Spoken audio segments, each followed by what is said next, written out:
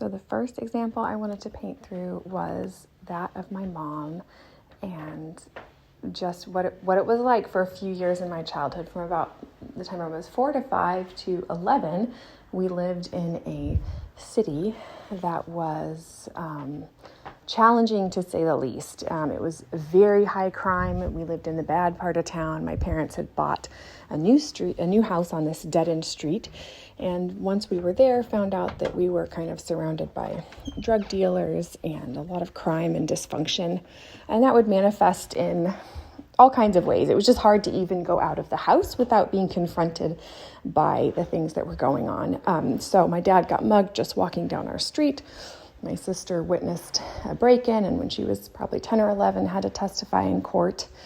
And there was one instance that I remember when I was probably maybe 10, and the parents at one of these houses had come out into the street. They're screaming at each other. They're having a knife fight, and their little son, who was probably 4 or 5, just came running into our house and climbed into my lap and just buried his little head there and cried. And it just, it was, I guess it was so formative to be around that, and then to see my mom's response.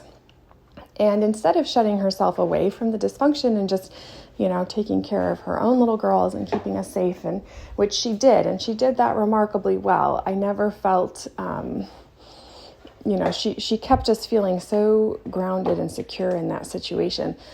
But she didn't stop there, and she started a neighborhood watch and began getting these neighbors out of their houses and involved in the community. And this really transformed what was happening on our street. So she partnered with local law enforcement and got them involved as crimes and things would happen. And this ignited, the furor of these neighbors, and things got worse before they got better. And, we were getting death threats screamed at us over the fence. It was just very intense, and I can't imagine what that would have been like for her. But before we moved out of that neighborhood, there was a candlelight vigil held by the school where they were going to be putting up a juice bar. And if you're not familiar with that, that is that's like a strip club where underage people can come in because there's no alcohol. So really brilliant to put that next to the school. So there was a vigil being held to protest this, and we were there, and those neighbors that had been the worst offenders, they came to my mom and they were just thanking her and crying, and wanted to let her know that they'd been clean for like 6 months, and the man in the situation had gotten a job. They were finally getting some help for their situation. He couldn't read, so on his application, he just had to put an X, but they were making progress. And this was just to see the way my mom faced that challenge, instead of just kind of hiding away and just shrinking back from it, that she was an active participant in choosing to help make that better. And it's been powerful for me to just think about that, and to challenge myself.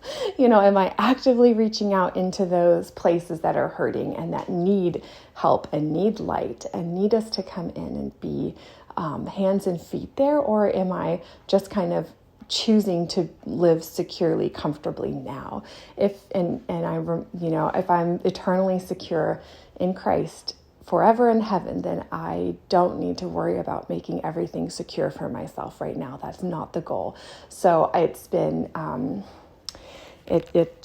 can't really tell you what that was like as a young person. I think you don't realize until you're older what that example means. And so now as an adult, as a mom of my own young children, it inspires me even more, and it challenges me. And so seeking with my family to make sure that we're going beyond the boundaries of our little street or our little house, and that we're actively seeking where we can do good. Where are the hurting people? Where are the people that have the needs that we can minister to? We are called to this. And so I will share some ways that you can also be involved in our little community. You can go across a border in these towns that we're in and be in a whole different world where there is a lot of work to be done. So I hope you will join me in catching this vision, and thank you for listening.